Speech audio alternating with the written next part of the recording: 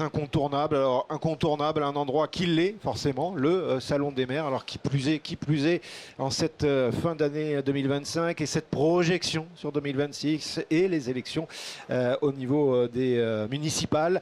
Et plaisir qu'il est pour nous de vous accueillir sur notre stand qui s'est délocalisé, en l'occurrence, ce studio fait pour vous et avec celui que vous connaissez tous parce qu'on le retrouve assez régulièrement avec Fenech Security Talk. C'est monsieur Georges Fenech, député honoraire. Georges, bienvenue. Bonjour Jérôme. Très heureux que vous puissiez nous accompagner, nous éclairer avec votre savoir et votre expérience. Et d'ailleurs, on va débuter tout de suite avec un maire que vous connaissez bien, qu'on va recevoir, monsieur Ludovic Taureau, le maire de Coubron. C'est une commune de Seine-Saint-Denis. Combien d'habitants? J'ai cru comprendre à peu près 5000. Oui, 5000, parce que 80% du territoire, c'est espace vert, espace naturel que j'ai bloqué à tout jamais. C'est vrai? Oui, c'est-à-dire c'est pas la plus petite commune, c'est la moins peuplée de Seine-Saint-Denis. Comme j'ai plutôt une vision environnementale, j'ai tout bloqué parce qu'il faut un peu, au lieu de parler d'environnement, il faut agir et je crois que les maires, c'est eux qui agissent le plus, au-delà des paroles de certains qui sont un peu plus hauts. De par les parlementaires, on va commencer comme ça pour attaquer. Alors, monsieur le maire, pour attaquer, effectivement, on est sur News Sécurité. Si on parle de continuum de sécurité, est-ce que déjà ce mot-là peut vous parler? Il y a longtemps qu'il me parle. Ça fait bien longtemps que si on était juste avec la police nationale, ça n'aura pas pu fonctionner. Vous avez bien vu qu'aujourd'hui, un des principaux problèmes et des préoccupations des citoyens, c'est la sécurité, ou je dirais plutôt l'insécurité. Donc il a fallu que nous, maires, on réponde rapidement, mais là encore, selon nos budgets. Parce que la police municipale a forcément un coût. Théoriquement, c'est régalien, donc ce ne sera pas à nous de le faire, mais on nous a en fait transposé ça. Mais sans 1 euro de plus. Sans 1 euro de plus. Aujourd'hui, police municipale et police nationale travaillent ensemble, mais ce sont aux maires de payer la police municipale. Et d'ailleurs, je suis chef de la police municipale, et sur le papier, je suis même officier de police judiciaire.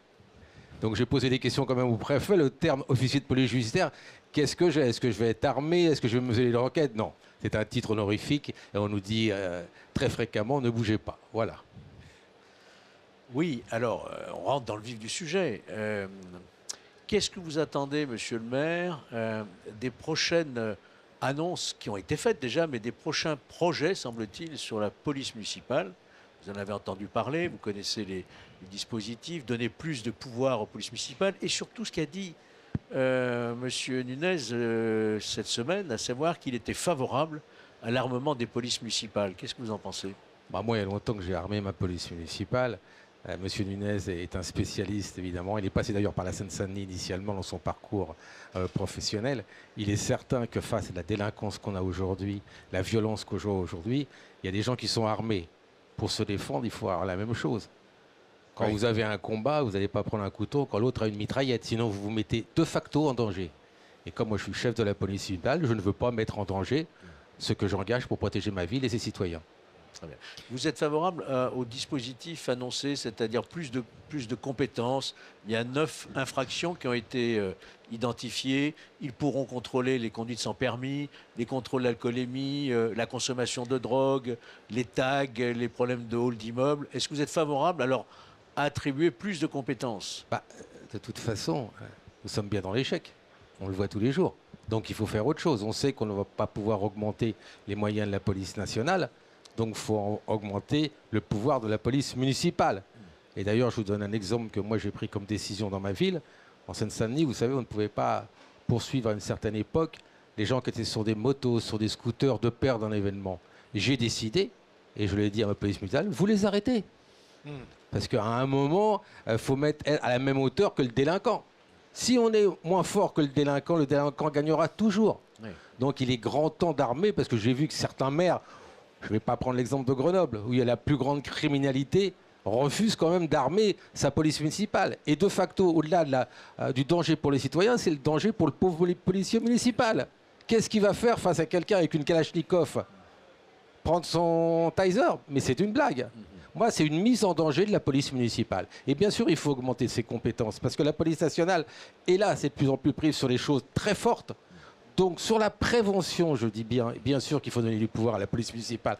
On doit pouvoir contrôler les gens, on doit pouvoir ce qu'ils font, on doit pouvoir ouvrir un coffre, sinon on n'en sortira pas. Ce que vous dites là, c'est aussi pas un transfert de compétences, c'est une complémentarité de compétences, ce que vous explicitez. Est-ce que, puisque nos sociétés évoluent très très vite, et vous voyez à peu près où je veux en venir, notamment sur les nouvelles technologies, on parle de l'IA, c'est quoi votre regard là-dessus? Est-ce que vous avez des partenariats que vous avez pu mettre en œuvre, que vous essayez de mettre en œuvre sur vidéoprotection, portique, bloc voiture? Mais vous savez, vous me parlez d'un partenariat de compétences. Mais quand vous avez une compétence, il y a une chose qu'il faut mettre en face, c'est une ligne budgétaire.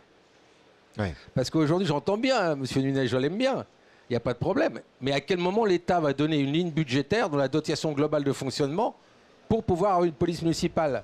Parce qu'à force de charger la barque sur les mairies et ne pas augmenter les dotations, comment on fait? Maintenant, bien sûr, il y a longtemps qu'on a mis des caméras, parce que c'est tout un ensemble de choses qui peut être efficace. Donc il y a les caméras, il y a cette police qu'on dit de proximité municipale qui connaît bien les gens et qui nous font intervenir. Et bien sûr que l'IA, sur la reconnaissance faciale, est un atout qu'on ne pourra pas se soustraire. Tout ce qui est moderne et positif pour trouver des délinquants et arrêter cette délinquance et cette insécurité, évidemment, les maires vont le mettre en place. Mais là encore, sous réserve de marge budgétaire, sous réserve d'un accompagnement budgétaire. Moi, j'ai la dotation globale de fonctionnement la plus faible de Seine-Saint-Denis. Je touche 80 € par habitant quand la moyenne est à 250 €. Je fais comment? Je rappelle qu'il y a 5000 habitants. Oui, c'est oui, juste pour oui. ceux qui nous regardent pour faire le calcul. Oui, mais quoi. Ça changerait au nombre d'habitants, si vous voulez. C'est par habitant que c'est donné. Oui, j'ai compris. Donc, si vous voulez, à un moment, nous, on est prêts, les maires, parce qu'entre vous et moi, on est les plus grands spécialistes, bien au-delà de certains parlementaires. Et que je dis, je regrette toujours que ce ne soit pas les maires qui soient à l'Assemblée nationale et qu'on mette des gens qui ne sont jamais passés par une mairie, qui n'ont jamais été agressés, qui n'ont jamais rien eu et qui en fait vivent sur des livres, sur des rapports, donc vivent sur rien et sur, de quelque chose qui n'existe pas. On sent, Georges, dans le propos de Monsieur le maire, Ludovic Toro, je rappelle le maire de Coubron, ville de Seine-Saint-Denis, on sent non pas une lassitude, le combat est présent, mais l'envie à un moment donné de dire maintenant stop quoi, ça suffit. Voilà, quand les maires, Ludovic Toro le sait mieux que nous, sont très en colère. Et je pense que ce salon des maires, ce congrès des maires, va être encore la démonstration qu'il y a un vrai malaise chez les maires, dont une partie ne se représente pas d'ailleurs. Hein. Mais malgré tout, on sent qu'il y a toujours l'envie et la vocation. Mais la difficulté, c'est aussi que les maires sont aujourd'hui agressés eux-mêmes. Alors, moi, c'est longtemps, quand j'étais conseiller départemental, j'avais été agressé physiquement, mais ça date de 10 ans, 15 ans, les agressions, c'est pas nouveau. Sauf maintenant, c'est de plus en plus commun, parce que dès que vous portez l'autorité, dès que vous portez l'uniforme, vous êtes une cible pour certains, d'accord? Donc moi, ils sont venus chez moi parce que j'avais refusé quelque chose. Ils m'ont envoyé un texto le lendemain en me disant « Je sais maintenant où vous habitez, j'ai porté plainte ». Eh ben non, l'OPJ l'a pas retenu. Donc si vous voulez... L'officier de police judiciaire. Oui, tout à fait. Mais c'est pas grave, je me plains pas. Et nous avons peur de rien. Un maire, ça n'a peur absolument de rien. Mais je vais vous donner un exemple. À un moment, il y avait beaucoup de cambriolages sur ma ville. Évidemment, comme j'ai pas de moyens, je peux pas avoir une police municipale de nuit. Eh ben, ce sont les citoyens qui ont fait des rondes. J'allais vous poser deux questions encore. Est-ce que, du coup, oui, vous avez réfléchi à mettre en place ce qu'on pourrait appeler une forme de sécurité renforcée, de médiation autour des centres-villes, des commerces, des écoles? Finalement, c'est presque un peu les citoyens qui viennent. Non, mais attendez, ils l'ont fait sans moi. Ils l'ont fait sans moi, puisque moi, il m'appelait Monsieur le maire, il y a eu 10 cambriolages dans la ville, est-ce que vous pouvez mettre votre PM de nuit? Mais j'ai pas un copec pour mettre la PM de nuit. Qu'est-ce qu'ils ont fait? Ils sont relayés toutes les heures.